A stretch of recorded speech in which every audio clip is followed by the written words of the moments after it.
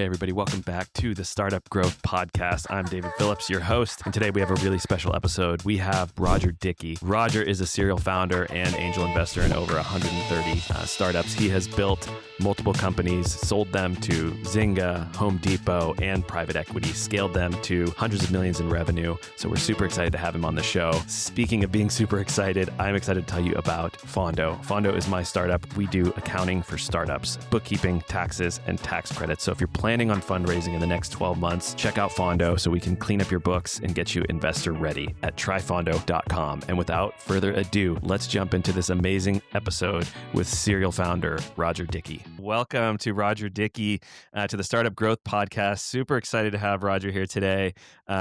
He is an active investor in over 130 startups. I think Roger's invested in more unicorns than anyone that I know, and also has founded several startups. And so really excited to jump in and hear his stories of scaling to millions of users, selling to public companies, and just building startups. So Roger, welcome. And would love to start with your origin story. What's your founder origin story? Yeah. Thanks for having me, David. Excited. Briefly, I was always into coding as a kid. I was like the only kid in my elementary school who was coding, and then the only kid in my junior high, and then I think there were like 3 in my high school. I liked making games as a kid. I learned to code when I was 8, and it was my first experience doing consumer product development in a sense. I'd go to school and I'd ask my friends like, hey, what do you want me to build? And they'd give me an idea and I'd just go home and like code it, without AI, just raw dogging it in the terminal, MS-DOS.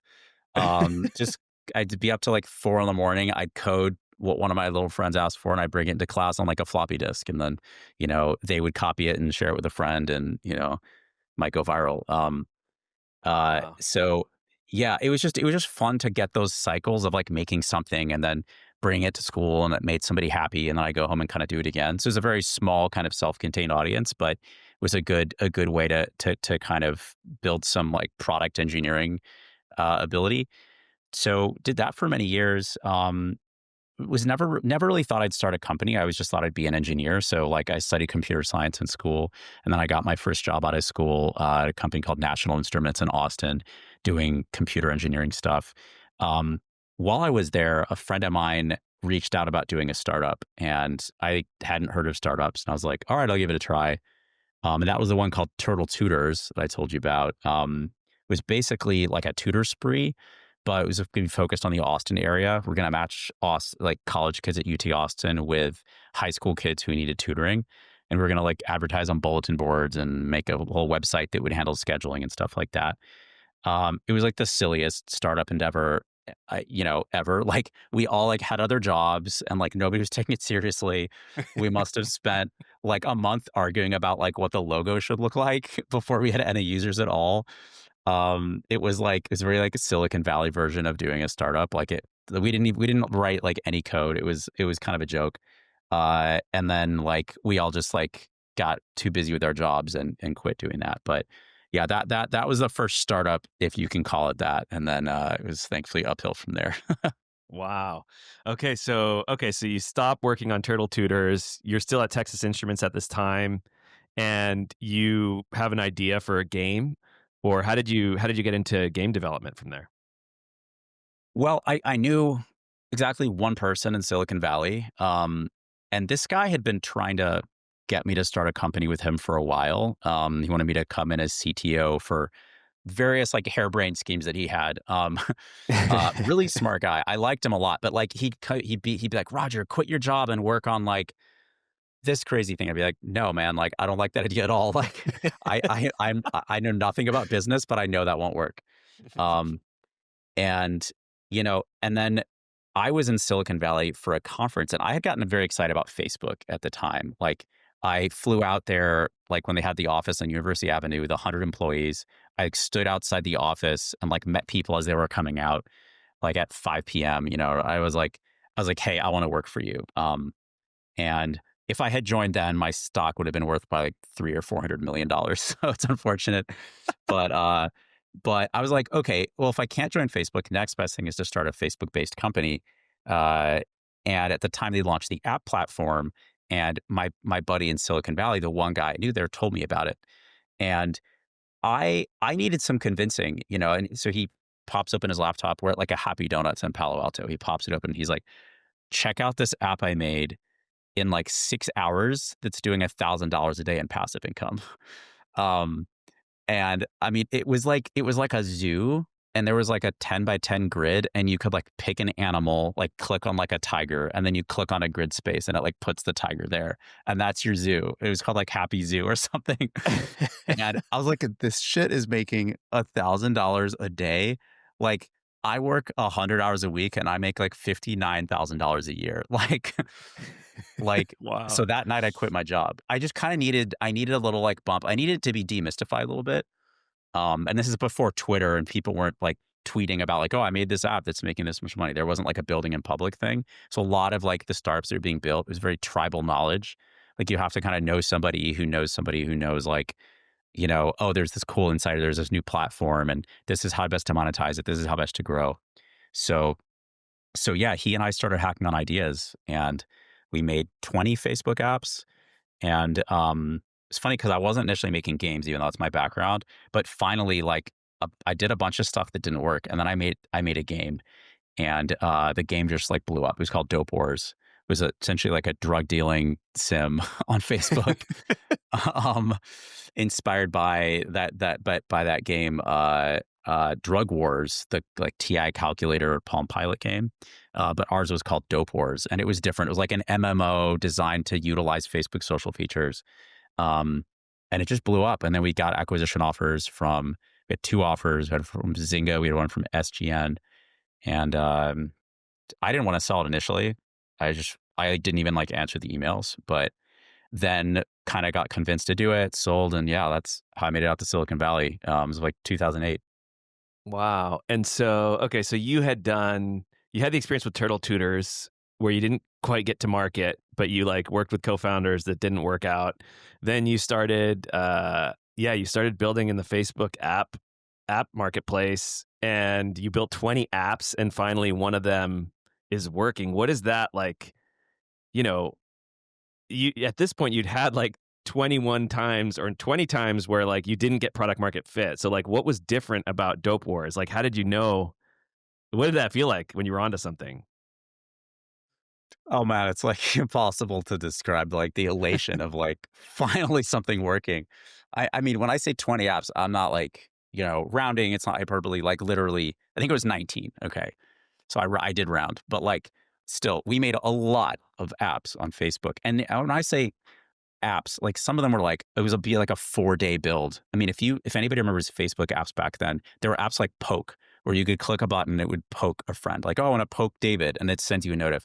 You can build that in like 3 days, 2 days, 1 day, right? Like, some of them were really simple. Some of them were longer builds, like up to like a 2-week build. We're not talking like mobile apps. Um, but it was still, I think I was 2 or 3 months in working like, I mean, working every single minute I was awake, and like showering like once a week, and eat, not cooking, not going out to restaurants, like zero social time. So like, imagine when you're doing that, you enter this kind of like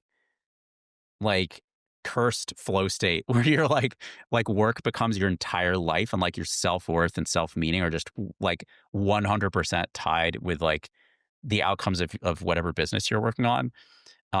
So your emotions can swing pretty wildly based on how that's going, because there's literally nothing else in your life to dilute that. You don't go home to like your family and your kids and your hobbies that like dilute, for a normal human being, like dilute like how work makes you feel. It's 100% just work, and you kind of just descend into that world. So when things weren't working, it was really tough. Like, I was like, I mean, there was one point where I was like ready to give up. I was like, I think it was app number 12 or 13. It didn't work. And I think I was just like, I might have even been like crying at my desk. I was just like, why am I doing this? I need to go back and get my job. Like, I've completely failed. But I kept going. And so, yeah, when it did work, it felt really good. But to your question, like how we knew it worked, I mean, it was very obvious back then on Facebook. Like, growth was very viral, and you can get that sometimes now on social media, but I mean, we were growing like 50% day over day, so That's insane. like, I think when you have like overwhelming demand, some people use the analogy of like, pushing a rock up a hill versus you're chasing the rock down the hill. Like it was very much the chasing the rock down the hill where we were just trying to keep the lights on at that point, trying to keep the servers Wow. running. Like that's all you can do is just like watch it grow. It takes on a life of its own. And how many, like, how much revenue and how many users were you doing by the time you decided to sell to Zynga? So we were doing, it's funny back then, like one of our main metrics was page views, which is like Mhm. kind of, it's a very like 90s, 2000s metric. Um, but we're doing like a couple 100 million page views a month. Wow. It was a lot, ton of page views, and the pages had ads on them. So the ads were doing like, and I built this crazy ad system because a lot of the early ad networks couldn't handle the amount of traffic that we were sending them. Like the ads, so like users, we were doing so many page views that the pages would load and like the ad wouldn't load because we were overloading the ad network servers. So I signed up for like 6 ad networks and I made an iframe that would like, and on the back end, I would ping their servers to see what what the response time was to get an ad back. And like whoever was the lowest response time would get bumped to the bottom. Whoever's the highest, the Mm. fastest response time, that's the ad the iframes would all show.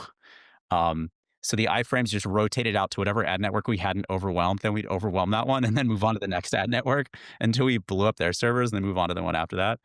So we had to build our own kind of ad network like aggregator just to handle the level of volume. But yeah, we were doing like nearly $8,000 a day in Wow. ad revenue. And when I say we, it was just me at this point.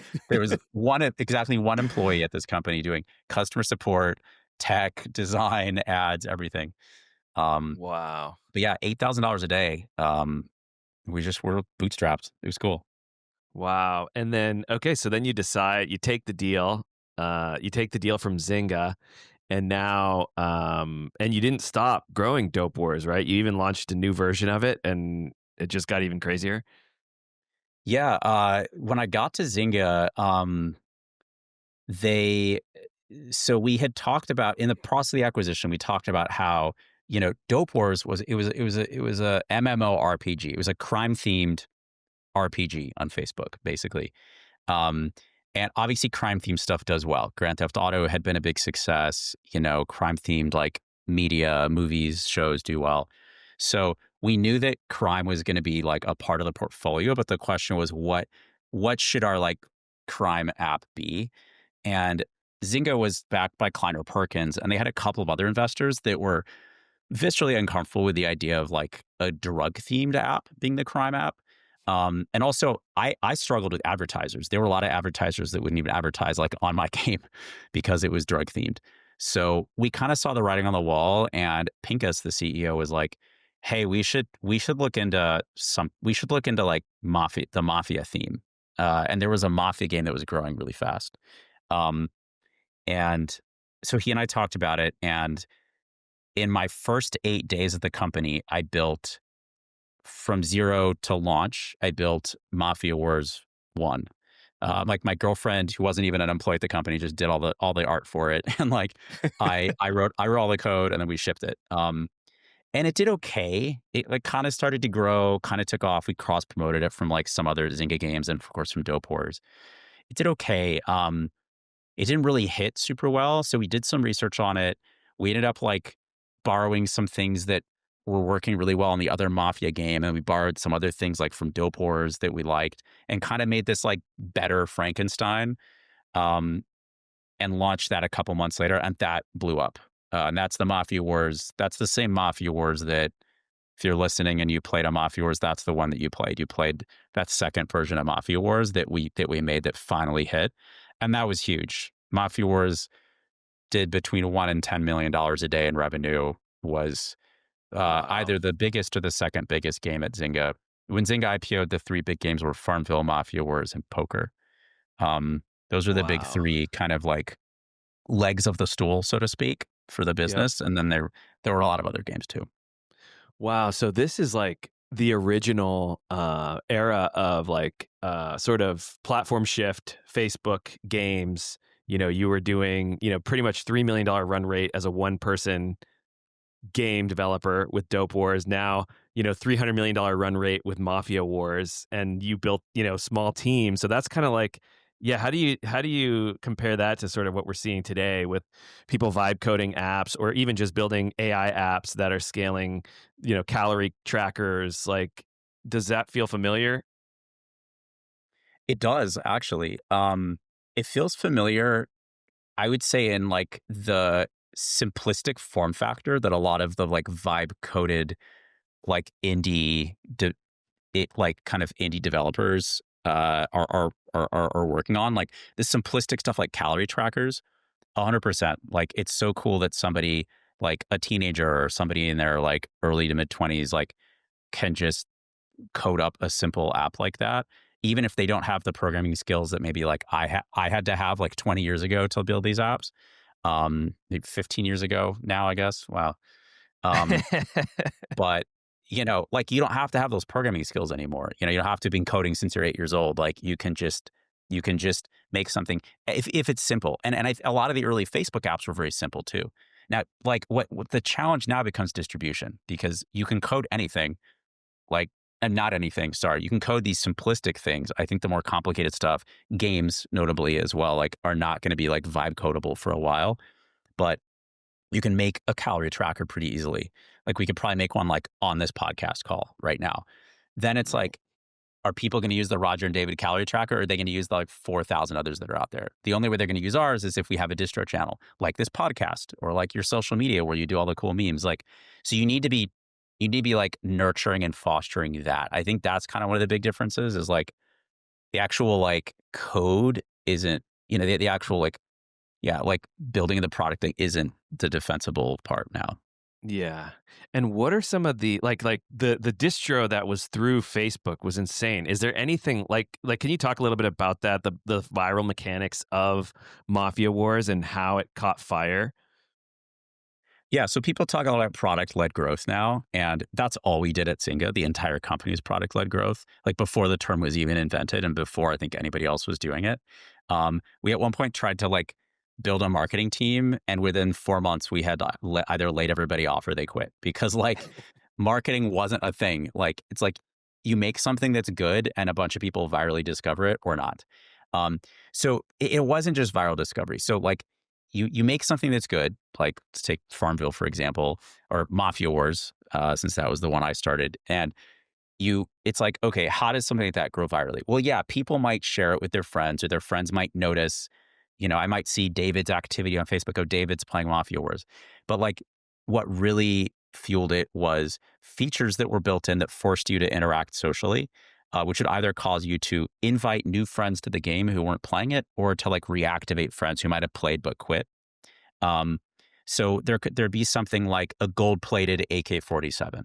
Like you can get a regular machine gun, you can go buy it in the store for, $700 in the game. But if you want the gold-plated AK-47, you can't buy that in the store. The only way to get that is if you get 5 friends to join the game. And the way we did, one of the mechanics we had for that was your Mafia. So you could add people to your Mafia, like your Mafia family. Like I could add you to my Mafia family, and then my Mafia family gets bigger. And having a bigger Mafia family allows me to like unlock more parts of the game, do more jobs. I'm more likely to win if I get in like a fight with another Mafia family because my family's big, so I'm more likely to win the fight. And if you win the fights, you can steal items from other players. So there was like a competitive battling aspect, and then there was like more of a single player mode where you're doing like missions, and bringing your friends in made all of those things better. So the point is like every feature in the game was designed so that it worked better when you had your friends involved. Um, Hmm. and I mean, even a product like Dropbox, which isn't a game, Dropbox is a thing you're naturally going to be bringing your friends and professional connections into because you make a Dropbox folder and you share it with someone. And Drew Houston has said that like a lot of their a lot of their traction and growth was viral. They weren't out there buying ads because people are just sharing the Dropboxes all over the place, right? So whether you're working on a game or not, you absolutely can bring a lot of those like product-led growth factors in. Yeah, that's so cool. That's like the original network effects at play. So okay, so now you've sold to Zynga, you've scaled, a new game over $300 million a year run rate. You decided to leave Zynga at some point, and you're doing startup investing. How did you think about starting your next idea? So yeah, so while I was at Zynga, I had been doing a little like somebody invited me to YC Demo Day, and I wrote a couple of checks. And the main takeaway I had from YC Demo Day is it was very mind expanding, just seeing how many different types of companies were out there, how many different types of problems people are applying technology to. Like I had been very game focused, but I was like, oh my God, people are doing this for like healthcare and legal and bio and all these different categories. Real estate. There's so many like really cool startups that even back then, this is 2010 was the first YC demo day I went to. There were so many tech applications in 2010. Like SaaS was starting to take off in a big way too. So it's cool to see that, and it made me want to zoom out a little bit as a founder and think, okay, I've been this games guy, but there was another kind of tectonic shift happening in gaming where distribution was changing. So in social, you couldn't grow virally really anymore because the platforms had locked down the viral channels and they were trying to monetize via ads. So Facebook was making like companies like Zynga start to pay for their installs.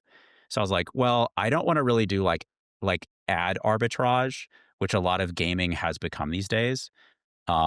I don't want to deal with this like kind of performance growth stuff that's like now the new game. So maybe I should just industry shift if I'm shifting my kind of go-to-market approach. So I raised some money and I started what I call a search lab, which is like a search fund. But you raise some money, you try out a couple of ideas with prototypes, and then whatever plays the best. You look at early metrics like retention, engagement, CAC, and whatever kind of plays the best, you turn everything else off. You put all your eggs in that one basket. You go raise a Series A, and you just take off from there. So I did that with the business right after Zynga, and we discovered we did a bunch of prototypes, and the one that we landed on was called Gigster. We grew Gigster eventually to 40 million in sales, sold it to private equity back in 2018. Wow. And then I ran the same playbook again, the same Search Lab playbook again in 2019. And we started a business that we went a couple different directions. But we ended up with a construction technology platform that we sold to Home Depot. So Wow. those are the last two. That's pretty awesome. When you do these search labs, like what is your sort of like framework for thinking about which ideas to even try? Like how do you decide which idea to try first? I've actually got a great write-up on this that we should share with the listeners. And I'll send you a link to it afterwards. But Awesome. high Awesome. level, Yeah. We'll link it in the show notes. yeah, great. Like very high level. So what I call the matrix approach. So you have a set of columns that are like spaces or markets. So like real estate, legal, healthcare. And I've got like 20 listed out in this doc. And then you have on for rows you have technologies. So it could be like generative AI, mobile, drones, VR. Just essentially like approaches you can take to solving problems. So problems are the columns, and approaches you can take to solve them with technology are the rows. And then you just kind of like ideate in each of those cells. And obviously each person's going to filter what their columns and what their rows are based on like, hey, what are my unique strengths and superpowers? Are there certain markets where I feel like I have a disruptive insight somebody else might not have, or I have some personal connection to it, unfair advantage, whatever it is. So you're going to set those as your columns. And for me, like I wasn't really sure. So like actually there were a number of different columns where I was like equally interested in going after a number of spaces. And then for the rows, like, these are technologies, so probably something you have familiarity with. So you filter that down and you're left with, an N by M matrix. You get a team together and you ideate in each cell. So your people's homework assignments like, hey, we're going to ideate in these two cells. Go home and think about that. We're going to have a nice long lunch on Wednesday. And we're going to sit down and talk about it. And we're all going to share our favorite ideas. So we ran that process in each of these search labs. Wow. And Yeah, I think this is so helpful because every company either goes through every founder goes through this when they're starting or when they're pivoting, especially, right? And it's always Yeah. like, we only have so much limited experience to draw from to come up with ideas. And I think this approach is like super helpful to see. Yeah, let's look at every industry, let's look at every technology and see where there's like maximal fit to try something. And so like once you find that cell that you're going to focus on, um, how do you think about that next stage and timeline and metrics for that idea? Yeah, and by the way, I don't think everybody has to take an approach like this. Like this is just what made sense for me because I didn't have like a burning need to like build a specific company, And I think Mhm.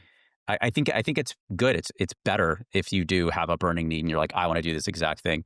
For me, I thought, hey, I'm a general purpose founder and, understand these certain technologies a lot. And, like the Stripe founders like didn't have experience of payments before they started Stripe. Right. So I think you can come in as an outsider sometimes and like really have fun and make it and have a disruptive impact in certain industries.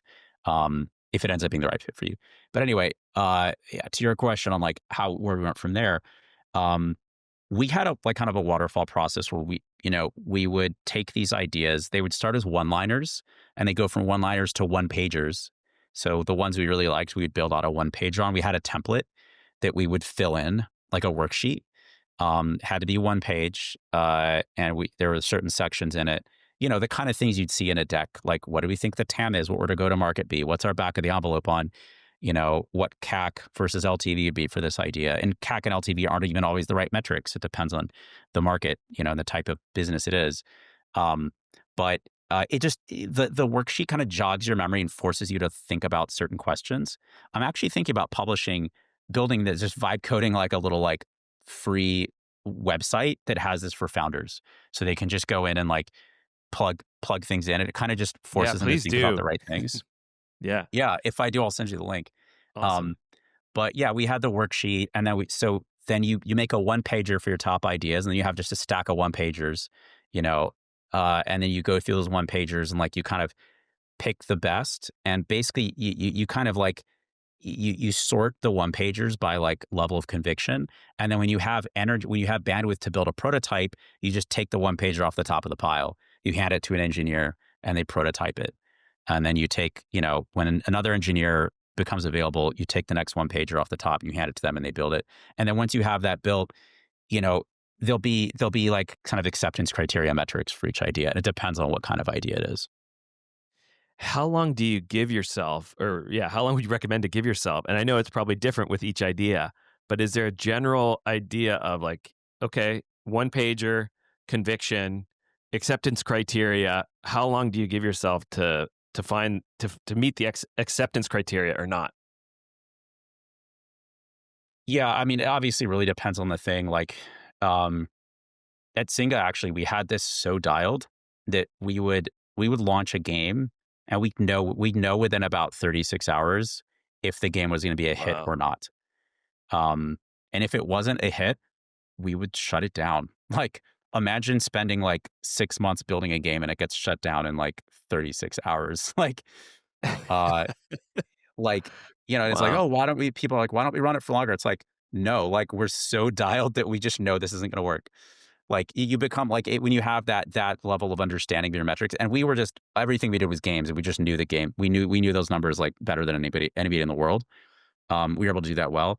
If you're like prototyping a lot of different things, I mean, what I generally tell people they should do is like, and I've taught, you know, uh, obviously in like the 130 investments I've made, I advise a lot of those founders too. And I have people reach out about certain ideas and, ask how they should prototype it. And really with any prototype or anything you're testing, even if it's a new marketing channel, um, you should understand the like utility curve of essentially like effort versus output, effort versus like outcome of the activity. There are some efforts have a linear utility curve where like you put in 10 hours of work, you get ten units of output. You put in 20 hours of work, you get 20 units of output. A lot of things don't. A lot of utility curves are more S-shaped. If you have an S-shaped utility curve, you need to like do some thinking in advance before you even write a line of code or like spend $1 of marketing budget. You need to like try to figure out where the S is on that curve. And you need to be a little bit past the S. Like that's the amount of effort you need to put in. And it's obviously way easier said than done, but that's what I would try to do for these ideas when I was testing them I'd try to understand the shape of the S curve and essentially try to put, 10%, go 10% past the S and put in no more effort than that. Interesting. And so, okay, so when you're working on the construction tech company, what was, that one you at one point were doing $100,000 a day in sales for that company. Yeah. What was the like build up to that? What were some of the tests that you did, and how did you know when to double down? So it was focused on home renovations initially. So there was an operating component and there was a tech platform. The operating component unfortunately didn't work. The tech platform did, and that's what was sold to Home Depot. For the operating component, I mean, we pitched the target market was homeowners. So we pitched homeowners that we knew and said like, hey, would you use a product like this? Like a lot of people kind of said yes on paper. We put a wait list together. And then once we had the product ready, we started going down the list and seeing who would actually use it. The conversion rate was surprisingly high. Almost everybody who said they would use it actually engaged us. And the projects went well, the margins looked good. What we were looking at was conversion rate off the wait list we were looking at conversion rate to deposit, because the initial deposit is what started the project. We were looking at what percentage of customers made it all the way from deposit to end of project, which was like nearly 100%. And they were looking at the margin. And we thought if kind of those three things looked right, we'd be in a good place. We weren't looking too hard at CAC, which we should have been, because CAC ended up being a problem later for that business. And the margins changed over time too. Like the initial margins didn't hold later, right? Obviously, those things will change. But I think what a lot of founders don't realize is that you have to solve the same problem over and over again at a company. Like you'll think you've got like growth solved, but it's like solved for now. And maybe that gets you the next pocket of like 1,000, 10,000, 100,000 users. And then you need like a different growth strategy for the next pocket. You need a different strategy for the next pocket. So you're kind of like always reinventing yourself as a company. And the best companies are doing that. They're constantly like reinventing themselves, constantly like questioning all of their assumptions, constantly inventing. You have to be inventing every day. Even something you think you've already invented, when it stops working, you have to invent it again. And when you're like reinventing growth, who have you found to be the best team members to bring on to help you solve those growth? It sounds like you have to reinvent your growth strategy like every 6 months or something like that. Did you find that you or your team solve those, or you'd have to bring on new people at every inflection point? Man, I would say we never really fully nailed it. My co-founder was leading it, but we had various like consultants we brought in at different times. We tried testing a lot of channels. I don't know, kind of an unpopular opinion, but I don't think like testing channels really works. I think you need to kind of pick ideally one channel and just go all in on that channel and really nail it. Like I met a founder at one point who had a 12-person team focused on radio advertising. And they cracked it. They cracked the code, and they were one of the most like lucrative radio advertisers. And once you crack the code, you hit this escape velocity where now you can just buy like all the radio inventory in the United States, and like, and you're cause you like, you can turn $1 into $2. And the moment you can do that, like just do it to infinity. Right. So they just, they figured radio out. They cracked the code on it. And I've met other founders who've done this with, channel sales, with affiliates, but it's like they had a 12-person team on radio only.